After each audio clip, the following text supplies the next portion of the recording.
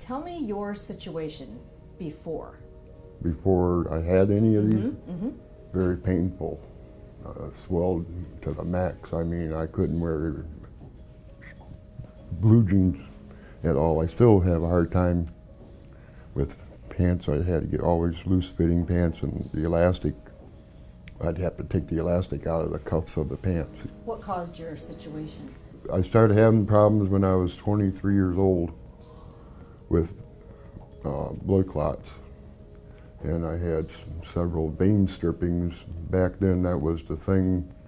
The doctors would just go in and strip your veins, and I had several of those when I was younger. And working and continue working and being on my legs all the time, it progressed more and more because I went to several doctors and they said there was no more that they could do for me there. And I was having blood clots into my lungs, and my family doctor had mentioned Dr. Moak. And if I'd considered giving him a try, well, I guess I tried everybody else. One more doctor isn't going to hurt there, so I think I kind of surprised him there too. There, when he seen my leg, how it was there. I mean, and he said, "Yeah, there's something you could do." Well, I'd be a challenge there for him there. So before you met Dr. Moak, were you just thinking this was going to be a way you would have to live? Yeah, pretty much. It was where I couldn't even hardly stand up on it. What kind of pain was it? Shooting pain? Was it throbbing pain? Both. Stabbing, just constant. When you went to see Dr. Moak, what were you thinking was going to happen? Were you hopeful? No, not at all. I just, well. When I first met you, Jerry, you had a leg that was like, I call it like an elephant leg. It was this big swollen leg. I know you were in and out of a wheelchair, and you came in with, with a cane or a walker. And one of the things that happened is your leg would have so much pressure from the what we call venous insufficiency that your skin was splitting open. And you had these sores, you had some blood clots because the blood wasn't moving. I know you had a blood clot going to your lung, and it was kind of a repeated thing. And it was, a scary looking leg, and a lot of doctors don't realize that these, I call them ugly legs, these ugly legs frequently have what we call venous insufficiency, where the blood is just not moving, it's just stagnant, and then a whole host of problems, happen.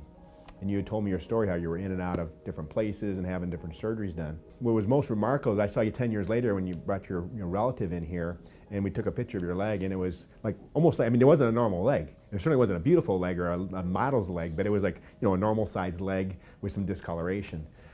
Sometimes when I think physicians have these patients that have these ugly, unexplained legs, they don't realize that venous insufficiency is a lot of times one of the root causes, and you were a classic example of that. Because one thing that happens is it's not going to go from this big giant leg to a normal leg, but it's certainly going to get better over time. But maybe we treated you over a period of a year, you had so many things going on, I want to go really slowly so we didn't cause any blood clots. And as we were seeing you, the leg just started kind of shrinking, and the sores kind of dried up. And what kind of period of time was it before you weren't dragging around so much weight? When did you really notice a change? Was it pretty soon, or was it a few months? Well, the way my leg was and the size there, it was probably close to maybe 5 months. About 5 months. That I started noticing where it wasn't so heavy. Yeah. I mean, the bigness was still kind of there, but the heaviness was going away, and I could move a little bit more. And then, probably 7 months, the swelling, I could start seeing it decreased a little bit more and more. It was there for like 30 years, right? It was there, and the amazing thing is that for 30 years, you dealt with this leg that was giant, having these sores and really kind of disabling you. And then, 10 years ago, we treated it. We treated it slow. We had to go slow because you had there was other complications that could occur. Unfortunately, we didn't get any. And then here it is, actually 11 years later, and it's kind of holding. And that's the amazing thing is we were doing before with the cutting the veins out, just trying to redirect blood. It was just really kind of crude and not real specific.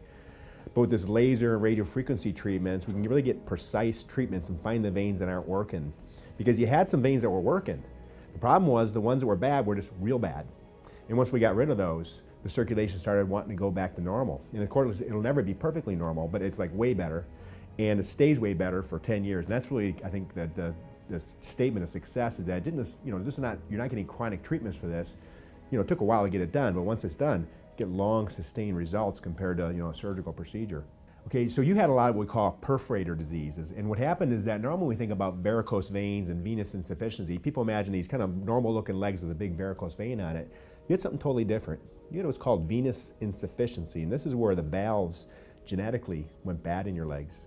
And what's supposed to happen is when your calf squeezes, it pumps the blood up through the veins, the calf muscle squeezes it, and there's these one-way valves that are supposed to open up and then slap shut. Well, yours would open up and go, and the blood would go back down. When that was happening, because it was so significant, your body's trying to grow more veins. So you get some swelling, you have more veins. Because yours was so advanced, then you started having all these little small connections between the muscle veins and the skin veins started failing. And they were failing all down your calf. And everywhere you had a failure, one of those little perforator veins, you started getting a sore because the blood was just kind of trying to push out through the skin. And we did is individually, we went through every one of those perforator veins and we sealed them up. Just sealed them up one by one with a laser. We did them one at a time because I wanted to do too many at one time because we give problems like blood clots. You already had blood clots, we want to prevent that.